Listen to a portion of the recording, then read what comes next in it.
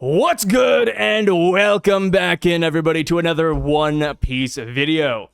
Chapter 1161 brief spoilers have just dropped. Well, really, they dropped like 5 hours ago. We're a little bit late, but they've just dropped today, and we're here to talk about them. If you have not read the spoilers for yourself, though, yet, I will be linking it down in the pinned comment, as well as tapping it out piece by piece. So just in case you're here for just the spoilers, you can check them out there. Because today, we're here to break it down. We're here to theorize, and we're here to have fun talking about the chapter. So, getting right into the fun, Yamato's cover page journey. It's continuing, y'all. To everybody who said they wanted it to be over, it's still going.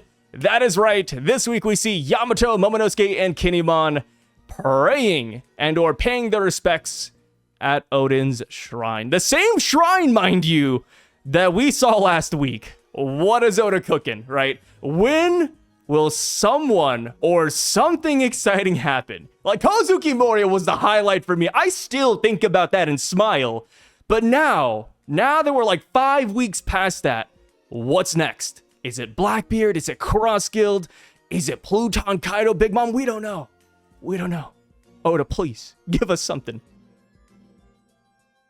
So, on to the chapter now. We start off with Monkey D. Dragon, and he has seemingly lost a fight against the Knight of God we saw last chapter. The very tall lady, big boobs, sharp teeth, crazy horns. I don't have a name for her yet. I don't think we get her name in this chapter. But yes, she is currently beating down young Monkey D. Dragon. Which makes sense. I've seen some people slander Dragon. And here's the thing. I'm not the biggest Monkey D. Dragon fan out there, but come on, guys. Like, this is 17-year-old Dragon, Marine Cadet, Tranquilizer Gun Dragon, Dragon that's carrying 2 babies. Like, it makes sense that he lost here.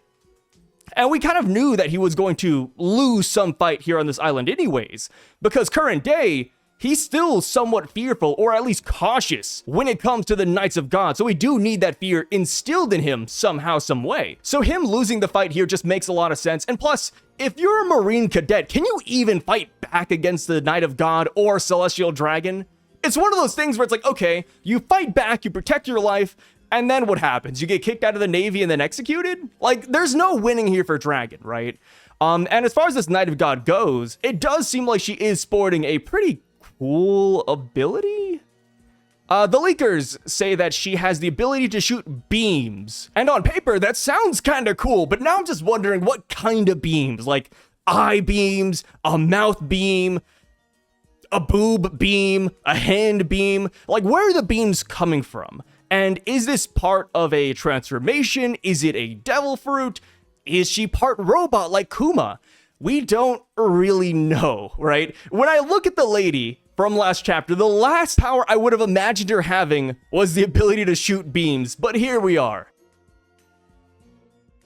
This lady is about to kill Dragon, but that is when Whitebeard, Goatbeard, shows up and he saves him unintentionally. And I kind of wonder how this all went down. Was Whitebeard simply charging forward and this lady was in his way? Did Whitebeard specifically target a Celestial Dragon and just wanted to fight her?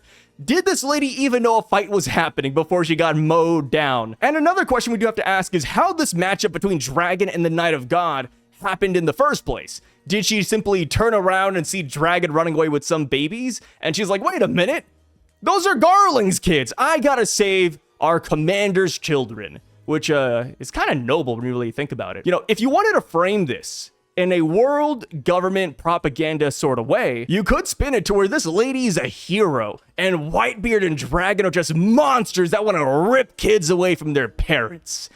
So, even though this lady does get split in half, she's not dead. She regenerates, just like how the Gorosei did back on Egghead, and just like how the Knights of God have here on Elbaf. Like I said, the regeneration thing for me at least, which, you know, I don't want to beat a dead horse. I like it because it's unique, but at the same time, I'm like, okay, because they can regenerate, I feel like they're taking a bunch of needless hits, right? Like, could she have blocked it? Could she have dodged it? Or is she like, oh, I don't care, I'm not gonna die, I'll just get hit anyways. Like Gunko, right? Gunko on Elbaf got slapped by Usopp's exploding ball. And it's like, okay, surely she could have dodged it, but instead she just tanked it, and then she just started regenerating. And then Saturn, I'm sure he could have dodged a couple of attacks, but he just took them because he could regenerate. I feel like the regeneration kind of makes people lazy. Is that a hot take? Hopefully not. So we go on and we see that many pirates here at God Valley are betraying Roxy Syvduck for some reason. But Whitebeard, Kaido, and Big Mom team up to fight off the mutineers. Beautiful shot, by the way. I just love that the future Yonko are coming together in the past to save their captain. So it does bring up the question, though, as to why these pirates are betraying Rox. Are these celestial dragons paying off the pirates? Because I think that's what's happening, right? You're a pirate, you're on the island, you're about to kill, I don't know, a young St. Charlos, which technically he's not born yet, but, you know, follow the hypothetical. You're about to kill St. Charlos, and he's like, oh, wait a minute, I'll give you 1 billion berries if you help me escape, or if you kill your captain. And then, yeah, when given that proposal, I think a lot of nameless pirates would start betraying their captain, especially if they were all acquired via Davy back fight. They might not have the best notion of Roxy Syvduck in their mind anyways. So it's a little bit unfortunate, you know, kind of sad to see. What I do want to make note of, though, is that no named pirate has actively betrayed Rox yet, minus Wang Ji. Right, we don't hear about Ganzui, we don't hear about Gil Bestar, Barbell, or Captain John yet. So I wonder if those guys, one of the officers of the Rox Pirates, will eventually turn on the captain. So we see that Garp now appears in front of these three. Linlin ends up attacking Garp with a fire attack, but Garp is simply him, and he tanks the blow. The leakers say that attack was useless. Whitebeard, Big Mom, and Kaido end up running away from Garp because they have no time to fight, even though Kaido did want to fight Garp. They're here on a mission. They want to save Shakky. They want devil fruits. They want treasure. They're not here to fight this guy, right? Leave that to somebody else. So we see that the Roger Pirates and the Rox Pirates, including Whitebeard, Big Mom, Shakky, and Kaido, are about to meet up at God Valley City. Everything is converging at the center of this island. Unfortunately, we don't see too many fights take off yet. I think that's going to be next chapter, because this is when we do cut over to Shakky. Shakky actually managed to escape her prison cell by herself, but that is when Saint Somers witnesses her escape, and he goes to stop her. He almost actually kills her, according to the leakers, and that is when Rayleigh, the Dark King, shows up, and he defeats Somers with a single blow. You're telling me that not even Scopper fought this guy? Remember that? Remember that. Back here in Elbaf, Scopper showed up and Somers was sweating bullets. He was like, Scopper, come on, the Mountain Eater. What are you doing here? Like, we thought because of that interaction that, yeah, they fought at God Valley or they fought at a later date. But here at God Valley, Rayleigh's the one who does it, and he beats him in a single blow. Brother. Which, you know, I do want to say beat with quotation marks, because just like the Knight of God from earlier this chapter, they're not dead. They're simply dismembered and currently are regenerating. Which also, with regeneration, because you regenerate, is your body just more brittle? Because we've never seen characters in One Piece lose limbs so easily before until we met the Knights of God and the Gorosei. Remember that? Saturn got punched through a building and then like his horn is broken, his arm is missing. It's like, whoa, whoa, whoa. Did the building do that? Kuma's punch was that powerful? I don't know, man. But yes, Rayleigh, anyways, getting back to it, Rayleigh saves Shakky, wins her over, and we see Roger and Gabon crying in the background. Not because they're sad that Rayleigh won, but simply because they did succeed in their mission of rescuing their girl. Which I do agree with, right? Because when you think about it, I would rather have my best friend have a girl we're both gunning for than to have that girl sold off to slavery. So now, getting into the worst gen spoilers, because they did end up leaking a little bit of the chapter as well, they added in some clarifications here and there. They said the reason why Roger wasn't the one who ended up with Shakky in the end is because Roger was specifically clearing the way for Rayleigh, which is a beautiful sight to behold, right? I think Roger does know deep down that Shakky isn't really for him. I think he made that acknowledgement like 2 chapters ago when he saw that the love letter was specifically meant for Rayleigh's eyes alone.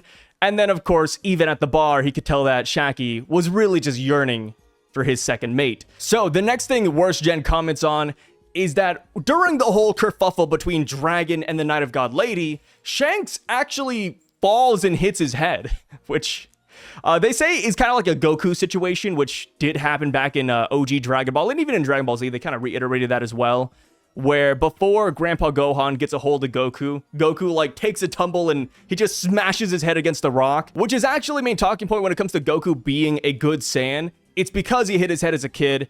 Thus, because of that, he forgot that his mission was to destroy the Earth originally. I'm not saying that if Shanks didn't hit his head, he'd be evil, but it kind of makes you wonder, right? Like, if Shanks didn't hit his head, would he, kind of like Doflamingo, ask Roger where the slaves are at?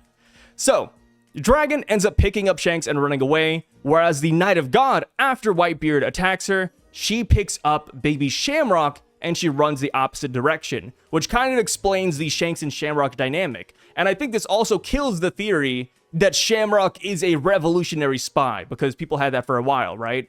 They're like, oh, you know, Roger ended up with Shanks and Shamrock is actually with Dragon and Shamrock is a sleeper agent. Those are all the spoilers we have for this week from Pewpiece and Worshin. Make sure to check them out over on Twitter.